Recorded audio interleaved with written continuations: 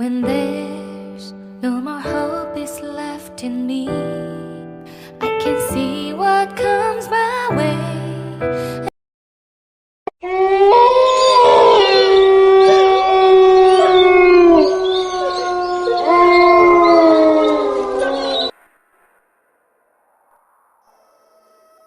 Bloody Mary एक कहानी।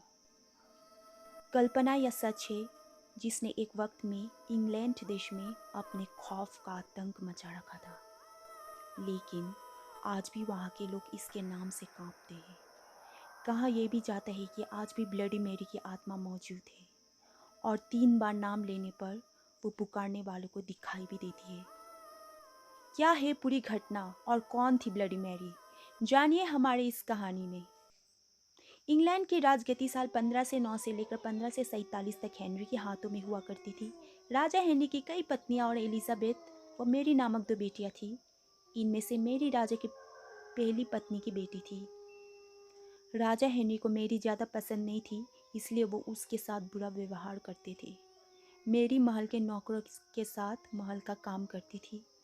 अगर मेरी कुछ कह भी दे तो राजा उसकी कोई बात नहीं मानते थे।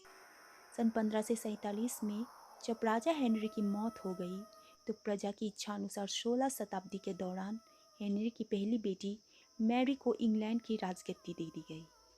वो इंग्लैंड की रानी बन गई। उस समय इंग्लैंड की हालत बहुत अच्छे नहीं थे।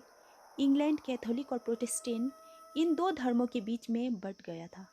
उस समय दोनों धर्मों के लोग के बीच जंग छिड़ी हुई थी।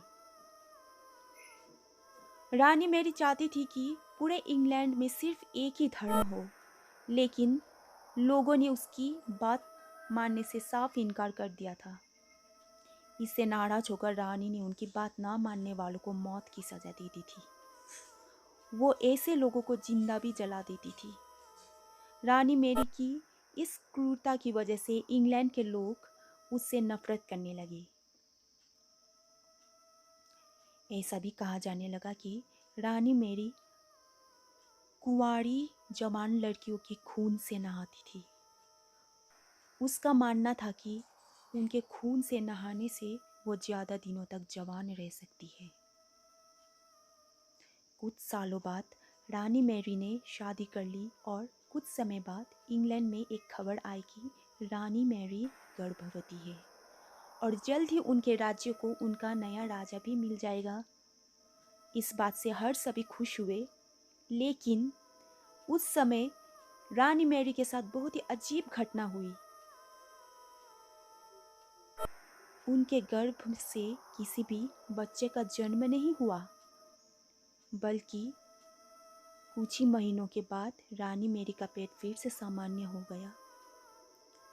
वहाँ के ओझा लोगों ने अपनी तंत्र विद्या से बताया कि रानी मैरी के गर्भ में कोई बच्चा नहीं, बल्कि एक भूत आकर निवास करता है। कुछ समय बाद फिर रानी मैरी के गर्भ में वही भूत आकर रहने लगा और वो फिर से गर्भवती हो गई।